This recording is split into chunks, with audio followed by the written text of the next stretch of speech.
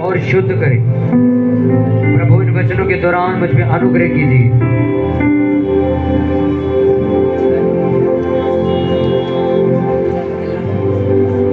ऊंची आवाज में प्रार्थना करेंगे सभी जन कि परमेश्वर जितना वचन आज मैं सुनूं, ये वचन मुझे पवित्र और शुद्ध करे।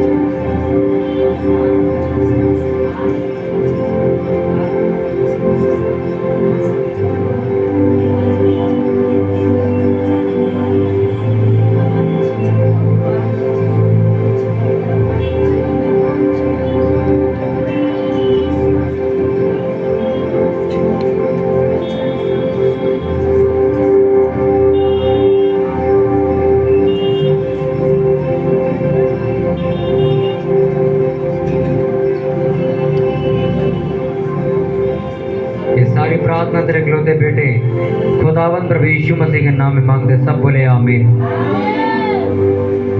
भजन संहिता 119 हम पढ़ेंगे, पेज नंबर भजन संहिता 119 निकालेंगे सभी जन। उसको एक से मैं पढ़ूंगा।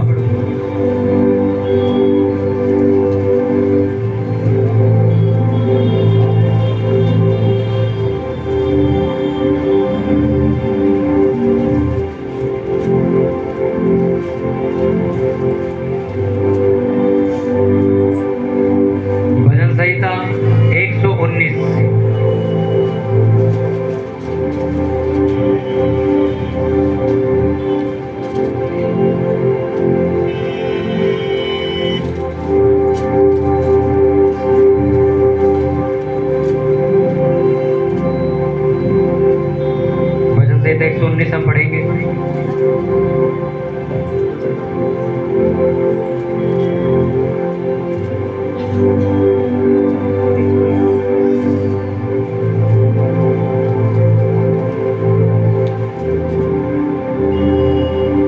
भजन संहिता 119 सभी निकाल लेंगे। छोड़ दो जिसकी बाइबल है, ये कोई ठेका थोड़ी लिया हुआ तुमने बारी बारी सबके निकालते हुए वचन जाओ। एक नाटक नया शुरू किया, अपनी जो ड्यूटी है वो करो बस। ये लोग पढ़े लिखे हैं, पढ़ सकते हैं, समझ सकते हैं, ये बाइबल पढ़ते नहीं इसलिए इनको वचन ही नहीं मिलता। ये हर संडे सोचते कोई आगे मदद कर देगा, वचन निकला देगा, हमारा काम हो जाएगा। भजन संहिता 119 हम पढ़ेंगे। क्या ही धन्य है वे जो चाल के खरे हैं और यहोवा की व्यवस्था पर चलते हैं।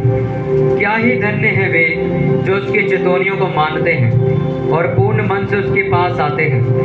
फिर वे कुटिलता का काम नहीं करते, वे उसके मार्गों पर चलते हैं। तो उन्हें अपने उपदेश इसलिए दिए हैं कि वे यत्न से मान जाएं। भला होता कि तेरी विधियों को मानने के लिए मेरी चाल चलन दृढ़ हो जाए, तब मैं तेरी सब आज्ञाओं की ओर चित्त लगाए रहूंगा और मेरी आशा ना टूटेगी। जब मैं तेरे धर्म में नियमों को सीखूंगा, तब तेरा धन्यवाद सीधे मन से करूंगा। मैं तेरी विधियों को मानूंगा, मुझे पूरी रीति से ना तज। जवान अपनी चाल को किस उपाय से शुद्ध रखे, तेरे वचन के अनुसार सावधान रहने से। मैं पूरे मन से तेरी खोज में लगा हूँ, मुझे तेरी आज्ञाओं की बाट से भटकने ना दे। मैंने तेरे वचन को अपने हृदय में रख छोड़ा है कि तेरे विरुद्ध पाप ना करूं। हे यहोवा, तू धन्य है, मुझे अपनी विधियां सिखा। तेरे सब कहे हुए नियमों का वर्णन मैंने अपने मुंह से किया है। मैं तेरे चेतवनियों के मार्ग से मानो सब प्रकार के धन से हर्षित हुआ हूँ। मैं तेरे उपदेशों पर ध्यान करूंगा और तेरे मार्गों की ओर दृष्टि रखूंगा। मैं तेरी विधियों से सुख पाऊंगा, मैं तेरे वचन को ना भूलूंगा। अपने दास का उपकार कर कि मैं जीवित रहूं और तेरे वचन पर चलता रहूं। मेरी आंखें खोल दे कि मैं तेरी व्यवस्था की अद्भुत बातें देख सकूं। मैं तो पृथ्वी पर परदेशी हूँ, अपनी आज्ञाओं को मुझसे छिपाए ना रख। मेरा मन तेरे नियमों की अभिलाषा के कारण हर समय खेदित रहता है। तूने अभिमानियों को जो श्रापित छुड़का है, वे तेरी आज्ञाओं से भटके हुए हैं। मेरी नामधराई और अपमान दूर कर, क्योंकि मैं तेरी चेतवनियों को पकड़े हूँ। हाकिम भी बैठे हुए आपस में मेरे विरुद्ध बातें करते थे, परंतु तेरा दास तेरी विधियों पर ध्यान करता रहा। तेरी चेतवनियां मेरे सुखमूल और मेरे मंत्री हैं। मैं धूल में पड़ा हूँ, तो अपने वचन के अनुसार मुझको झिला। मैं अपनी चाल चलन का तुझसे वर्णन किया और तूने मेरी बात मान ली। तो मुझको अपनी विधियां सिखा, अपने उपदेशों का मार्ग मुझे बता, तब मैं तेरे आश्चर्य कर्मों पर ध्यान करूंगा। मेरा जीव उदासी के मारे गल चला है, तू अपने वचन के अनुसार मुझे संभाल। मुझको झूठ के मार्ग से दूर कर और करुणा करके अपनी व्यवस्था मुझे दे। मैंने सच्चाई का मार्ग चुन लिया है, तेरे नियमों की ओर मैं चित्त लगाए रहता हूँ। मैं तेरे चितौनियों में लवलीन हूँ। हे यहोवा, मेरी आशा ना तोड़। जब तू मेरा हियाव बढ़ाएगा, तब मैं तेरी आज्ञाओं के मार्ग में दौड़ूंगा। सब बोलो आमीन। अपने पड़ोसी को बोलो, ध्यान से सुन। सुनने से विश्वास पैदा होता है। इस भजन संहिता 19 को घर जाके पूरा पढ़ना। मैं पूरा नहीं पढ़ूंगा अभी। अगर आप इस पूरे 119वें वचन को अगर आप पढ़ो, इस पूरे भजन संहिता 119 को अगर आप पढ़ो, तो आपको एक बात समझ आएगी। और वो बात ये है कि भजन संहिता 119 के अंदर वो पूरी की पूरी जो स्टोरी लिखी गई है, बैकग्राउंड मतलब राजता पूरी बोलता फिरेगा, करता रहेगा। हालेलुया। अगर आप भजन संहिता 119 को शुरुआत से पढ़ो, तो शुरुआत से ही एक बात के ऊपर दाऊद फोकस करता है। और वो पता है क्या फोकस होता है? तेरे वचन मेरे मार्ग के लिए क्या है? दीपक। वो पूरे भजन संहिता 119 के अंदर एक ही चीज रिपीट करता रहता है, और वो क्या होती है कि अगर तेरा वचन मुझे मिल जाए तो मैं समथर हो जाऊं। अगर तेरे वचन मुझे मिल जाए तो मैं ताकतवर बन जाऊं। अगर तेरे वचन मुझे मिल जाए तो तेरे आश्चर्य कर्मों पर मैं विश्वास कर पाऊंगा। हालेलुया। कितनों को बात समझ आ रही? आज भी अगर आप ध्यान से बाइबल को पढ़ो, तो दाऊद, एजरा शास्त्री, नेहेमिया, दानियल, एस्तर, ये जितने भी लोग थे जिनके बारे में आप पढ़ते और जिनकी तरह लोग बनना चाहते हैं, ये सारे के सारे लोग परमेश्वर का वचन पढ़ने वाले लोग थे। परमेश्वर के वचन की सिर्फ बातें करने वाले नहीं थे। अगर आप दानियल की पुस्तक पढ़ो, तो बाइबल ऐसा बताती है कि दानियल दिन में 3 बार प्रार्थना करता था और वचनों का अच्छा ज्ञानी इंसान था। उसको वचनों की बहुत नॉलेज थी। एजरा, जिसको बाद में एजरा शास्त्री बुलाने लगे, वो एक नॉर्मल सा इंसान था, पर बाद में जाके उसका पद बहुत ऊंचा हो गया। वजह क्या थी? उसको वचनों का बहुत ज्यादा क्या हो गया था? ज्ञान हो गया। 2 तरीके के ज्ञान आपको देखने को मिलेंगे। एक वो ज्ञान होता है जो तुम्हारी बुद्धि भर जाता है, भाई इसको बहुत कुछ पता है, इसको बहुत नॉलेज है। एक ज्ञान ऐसा होता है कि आपकी वो ज्ञान आपकी जिंदगी बदल के चला जाता है। एक जगह हम बैठे हुए थे, तो 2-3 कंपनियों के ऑनर भी वहां बैठे हुए थे, मैं भी वहीं बैठा था। उनमें से एक ऐसा व्यक्ति था जो बहुत ज्ञान फैलता था इधर उधर के।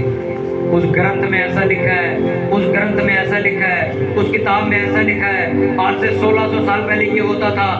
ये मतलब बहुत ज्यादा ज्ञान बांटते और सारे पकते थे उसकी बात में। और क्या हुआ कि वो उठा और बाहर चला गया थोड़ी देर के लिए। जब थोड़ी देर के लिए वो बाहर गया तो उसके पीछे से पता है लोगों ने क्या बोला जो वहां बैठे थे? ध्यान से सुनो सब जन। जब वो सारे लोग वहां बैठे हुए थे तो मैं भी वहीं बैठा था। पता है वहां पर क्या बात हुई?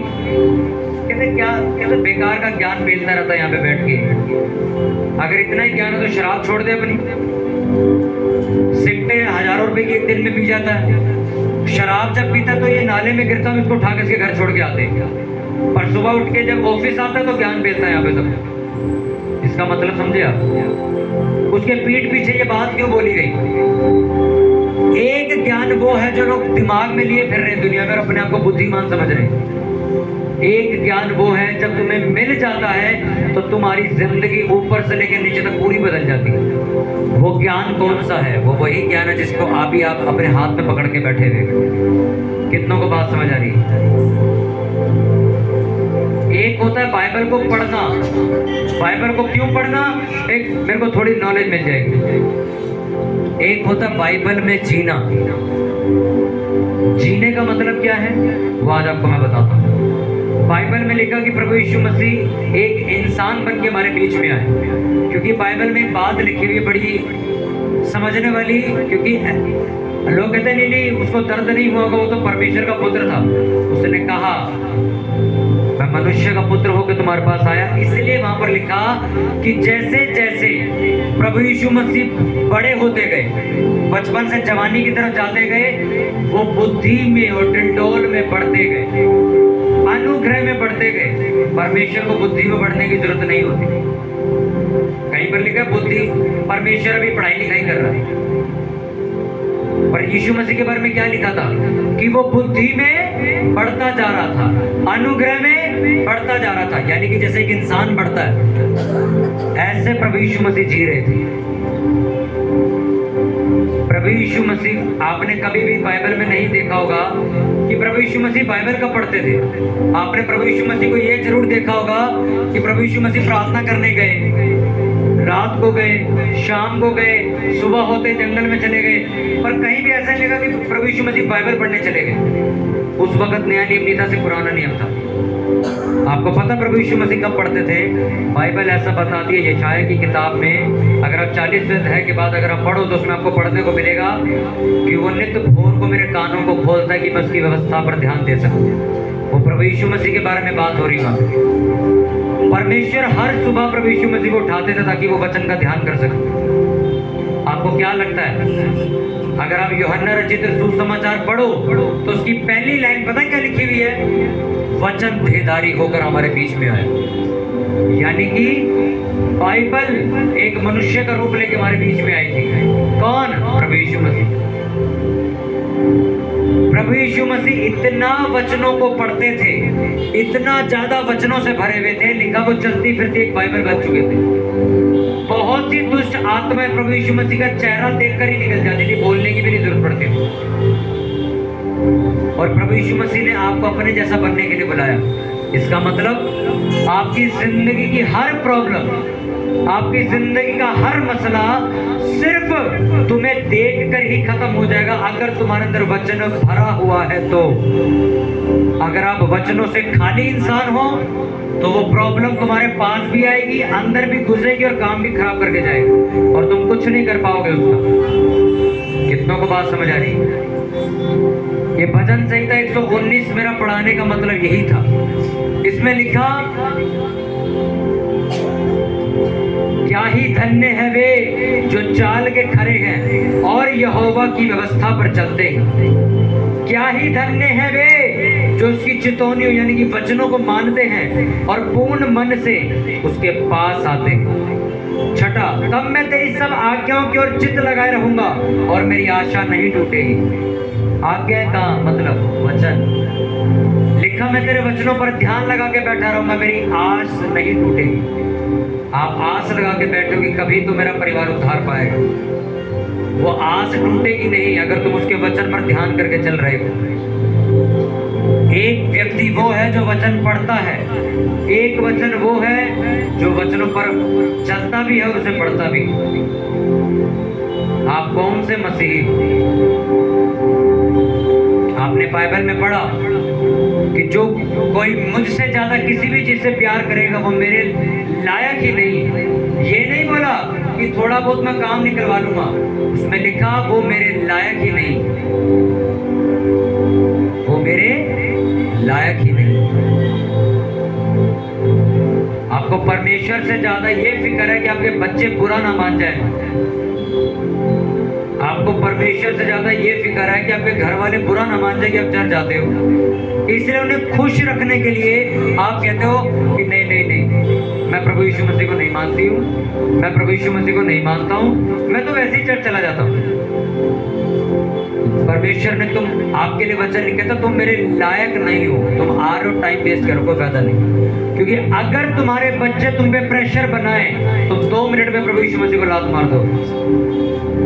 ये बात तुम्हारा ईमान भी जानता है और तुम भी इस बात को जानते हो। अगर तुम्हारा नौकरी वाला बॉस तुम्हें ये कह दे कि अगर तू संडे छुट्टी करेगा मैं तेरी तनख्वाह काट लूंगा, तुम संडे छुट्टी नहीं करोगे, तुम संडे काम पे जाओगे। ये प्यार है तुम्हारा परमेश्वर के वचनों से। उसने कहा मैं तेरे वचनों की चेतावनियों को, तेरी आज्ञाओं को मानूंगा तो मेरी आस नहीं टूटेगी, आस नहीं टूटेगी मेरी। तुम आस लगाए बैठोगे एक दिन परमेश्वर मेरे जीवन में कार्य करेगा, एक दिन परमेश्वर मुझे इस बीमारी से बाहर करेगा, एक दिन वो मेरे बच्चों को नशे से बाहर करेगा, मुझे कर्जे से बाहर करेगा। ये आस टूट जाएगी अगर तुम वचनों पर नहीं चलते हो तो। अगर तुम एक बाइबल पढ़ने वाले व्यक्ति नहीं हो, मजाक में मत लो इस बात को, तुम वचन सुन के जाते हो, मैं जानता हूं तुम घर जाके तब भी बाइबल नहीं पढ़ते क्योंकि तुम्हारी आत्मा अत्यंत ढीठ हो चुकी है। तुम्हारे ऊपर अब चुम भी नहीं रहेंगे इस बात की कि तुम्हें 100 प्रचार सुना दिए जाए, तब भी तुम अपनी बात पे अड़े रहोगे कि मैं 10 मिनट से ज्यादा प्रेयर नहीं करूंगा तो मतलब नहीं करूंगा। मैं रोने के लिए 2 घंटे तैयार हूं पर प्रेयर करने के लिए तैयार नहीं। कभी आपने कर्जा कभी किसी ने कर्जा मांगते देखा किसी को? कभी किसी व्यक्ति को देखना जैसे ये मेरे से कर्जा लेने आया तो मैं इसको 3 घंटे भी बिठा के रखूंगा, नहीं बैठेगा। कितना समझ आ रही है? ये विनती भी करेगा मुझसे कि भाई साहब जल्दी दे दूंगा, थोड़ा और कर्जा दे दो। वो ये कहेगा ना अच्छा मेरे पास आके सुबह बैठना, मैं फिर देखता हूँ। वो 2 घंटे आदमी बैठेगा वहां, क्यों? क्योंकि उसे क्या लेना, उससे कर्जा लेना है। वो जैसा कहेगा हाँ जी हाँ जी हाँ जी भाई जब टाइम पे किसी, हाँ जी मैं टाइम पे दूंगा, मैं ब्याज, हाँ जी मैं पूरी उसकी बात मानेगा। सोचो यही तुम 2 घंटे प्रेयर में बैठ लेते तो मैं कभी किसी के आगे हाथ नहीं फैलाने पड़ता। और तुम कर्जे वालों के सामने रो सकते हो, हाथ फैला सकते हो, पूरा दिन खराब करके वहां बैठ सकते हो और प्रेयर नहीं कर सकते हो। कितनों को समझ आ रही? पिछले 5 सालों में मैं ऐसे लोगों से मिला हूं जिन्होंने अपने बच्चों की वजह से प्रभु यीशु मसीह को छोड़ दिया। आज भी कई बार टकरते रहते मेरे, कहते हमारे बच्चे हमें मारेंगे, घर से निकाल देंगे अगर हमने प्रभु यीशु मसीह को माना। हमें झूठ में, तांत्रिकों में, बाबाओं के पास रहना ही छोड़ दो, हम झूठ में जी के खुश हैं पर हम लड़ नहीं सकते। और उन्होंने वो रास्ता चुना जो अंधकार से भरा हुआ था। आज भी उन्हीं बाबाओं के पास वो बैठे हुए। कोई बाबा, कोई संस्था, कोई तांत्रिक तुम्हें ये सच्चाई नहीं बताएगा कि परमेश्वर तुमसे चाहता क्या है। वो तुम्हें 2 दिन खुश करने वाली ऐसी टॉफियां बांटेगा कि तुम खुश हो जाओगे। क्या लिखा वचन में? तेरा वचन अगर मेरे पास है तो मेरा रास्ता रोशन होगा, मेरे रास्ते पर रोशनी होगी, मुझे पता होगा मुझे क्या करना है। अगर एक सड़क पर अंधेरा हो तो वहां पर एक 50 फुट गहरा गड्ढा है, तुम गिर जाओगे, हड्डियां भी तोड़वाओगे और इंतजार करोगे कोई निकाले आके। पर अगर उस सड़क पर लाइट लगी हो तो गिरोगे क्या? बोलो। इसलिए परमेश्वर ने एग्जाम्पल दिया कि मेरा वचन तेरे मार्गों के लिए एक रोशनी बन जाएगा कि जब शैतान और दूसरे लोग तेरे लिए गड्ढा खोदेंगे तुझे दूर से नजर आ जाएगा कि मुझे यहाँ से नहीं जाना, मुझे यहाँ से जाना। पर जो लोग वचन नहीं पढ़ते वो उस गड्ढे में गिरते क्योंकि उनके पास वो लाइट नहीं, वो रोशनी नहीं, वो बाबाओं की बातों में आ जाते, वो रिश्तेदारों की, बच्चों की बातों में आ जाते। मम्मी छोड़ो संडे को, अगली बार जाना, और मम्मियाँ छोड़ भी देती हैं। और वही माँ जो बच्चों के कहने पे परमेश्वर को टेम्परेरी समझौता कर लेती है, वही आके चर्च में प्रेयर लिखवाती बच्चों के उद्धार के लिए प्रेयर करो। सोचो, परमेश्वर ना होगा तुमने तमाशा समझ लिया परमेश्वर।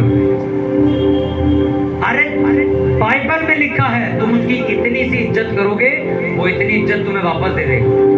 तुम परमेश्वर की इतनी बेइज्जती कराओगे, वो इतनी बेइज्जती तुम्हारी दुनिया में करवाएगा। तुमने इतनी सी बात के लिए परमेश्वर का चर्च छोड़ा, उसकी आज्ञा तोड़ी सिर्फ बच्चों को खुश करने के लिए, ये बच्चे तुम्हारे भी नहीं होंगे कभी।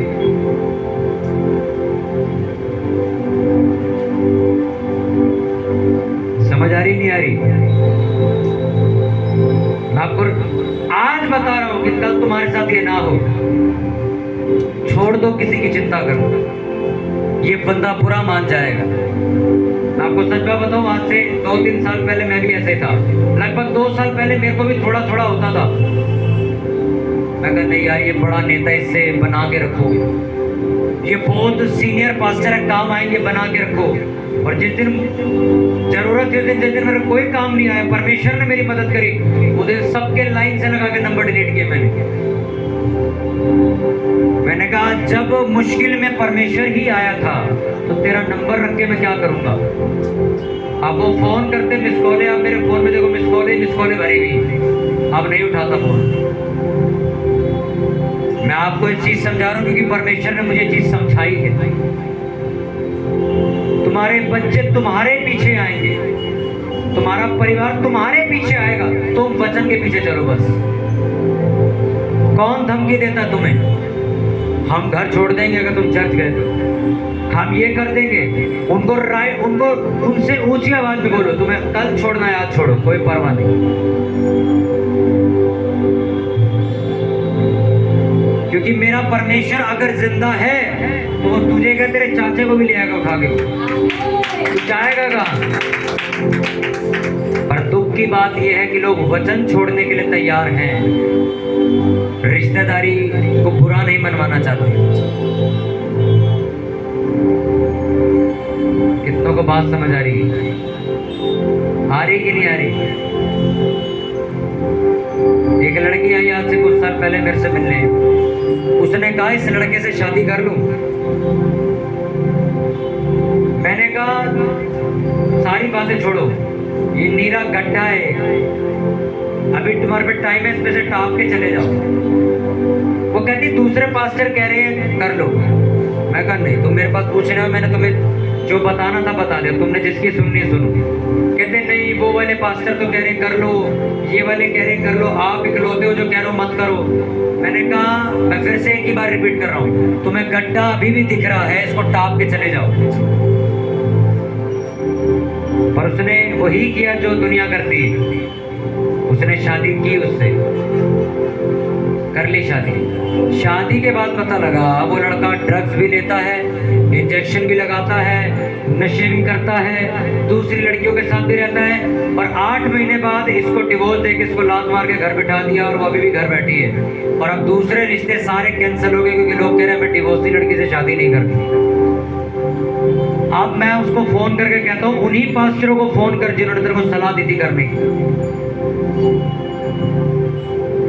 ये पता है मैं आपको क्यों बता रहा हूँ? लोगों को ऐसा लगता है कि सबकी सलाहें एक जैसी है, सबकी सलाहें एक जैसी नहीं है। पास्टर्स की भी सलाह एक जैसी नहीं। आपको वही पास्टर सही सलाह दे पाएगा जो परमेश्वर से हर रात मिलता है जाके। मैंने ऐसे पास्टर्स इसी एरिया में देखे, कहते 2 बार बपतिस्मा ले लो, क्या होगा, ले सकते, कोई बात नहीं। कुछ पास्टर्स कहते कोई बात नहीं, शादी पे आप डीजे लगा सकते हो, आप फिल्मी गाने सुन सकते हो, ये तो एंजॉय करने का टाइम है, आप नाच सकते हो। अगर तुम बाइबल पढ़ने वाले नहीं बने तुम्हें पागल बना दिया जाएगा और तुम ऐसी गलतियां कर बैठोगे जिस गड्ढे से कभी बाहर नहीं निकल पाओगे। आपको पता, अगर तुम 10-20 फीट के गड्ढे में गिरो तो तुम्हें निकाल लेंगे। अगर तुम 50 फीट गहरे गड्ढे में गिरो तब थोड़ी एमसीडी वगैरह वाले आएंगे, क्रेन व्रेन लगाएंगे, निकाल लेंगे। अगर तुम 1000 फुट के गड्ढे में गिरो तुम्हारी लाश भी बाहर नहीं निकाल पाएगा। मैं सच करो, लाश निकालनी मुश्किल हो जाएगी बाहर, इतनी गहराई में कोई नहीं जाएगा। वो कहेगा वो जो गहर मिट्टी डालते इसी के ऊपर ही। इसका मतलब समझे आप? एक गलत सलाह, आपका एक गलत फैसला गलती से अगर तुम्हें उस गड्ढे में गिरा दे जो बहुत गहरा है, जिंदगी भर उस गड्ढे का अफसोस करोगे तुम। कि मैंने आज भी कुछ लेडीज आती कहती मेरा लड़का आज घर पे नहीं रहता, मेरी बहू मुझसे लड़ती है, ये करती है। और कहाँ पर गलती हुई? कहते जहाँ पहले चर्च जाते थे उन्होंने कहा था अन्य जाति में लड़कों की शादी कर दो, और हम एक अन्य जाति लड़की घर ले आए। अब वो ना चर्च आती है ना उसे आने देती है, घर इधर टूट गया पूरा घर, एक गलत सलाह की वजह से। कितनों को समझ आ रही बात?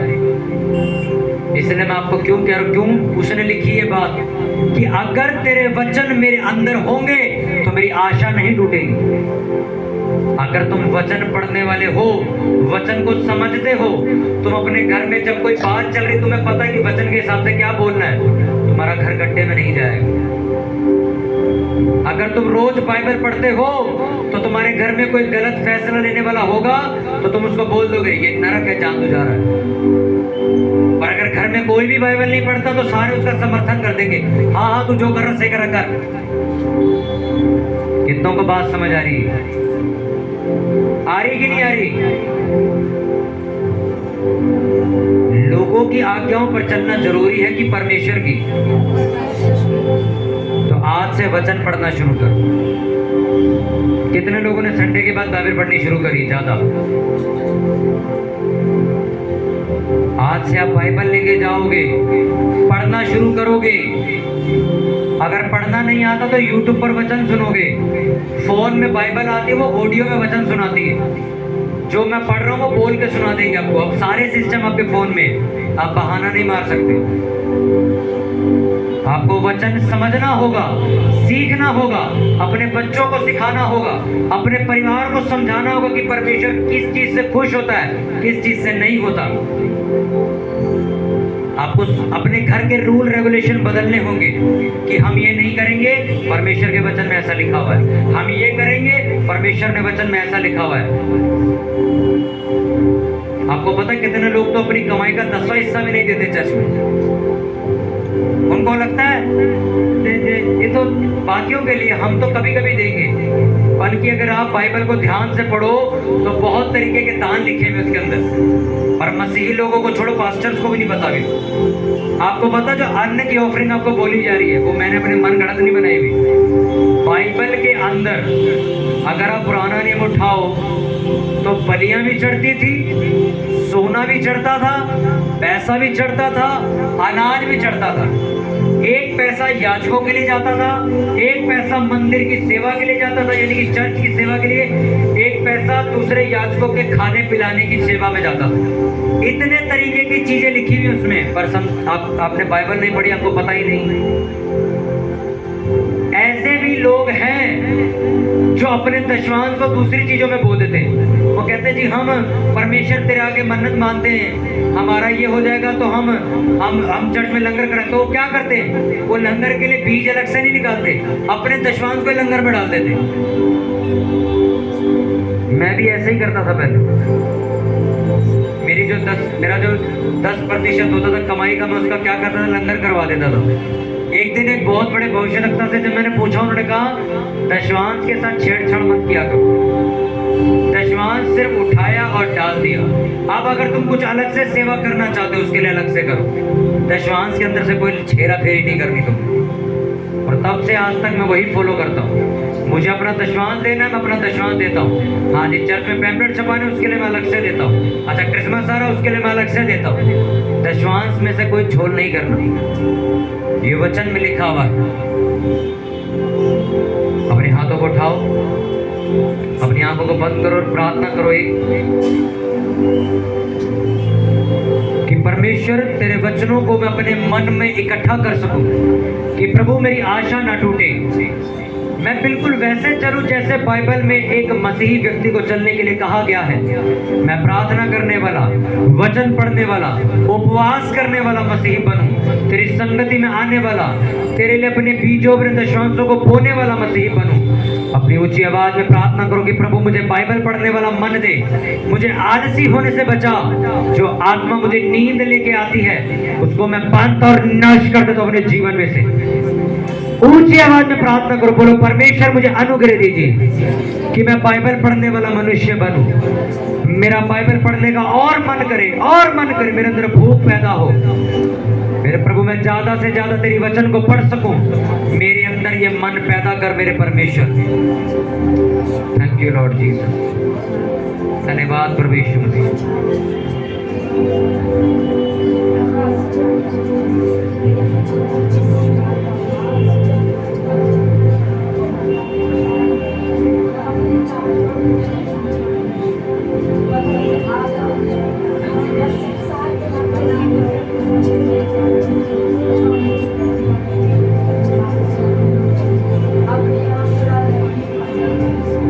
सारी प्रार्थना तेरे इकलौते बेटे खुदावंद प्रभु यीशु मसीह के नाम में मांगते पूरी चर्च जोर से बोले आमीन। जोर से बोलो हालेलुया एक बार ऊंची आवाज में हालेलुया।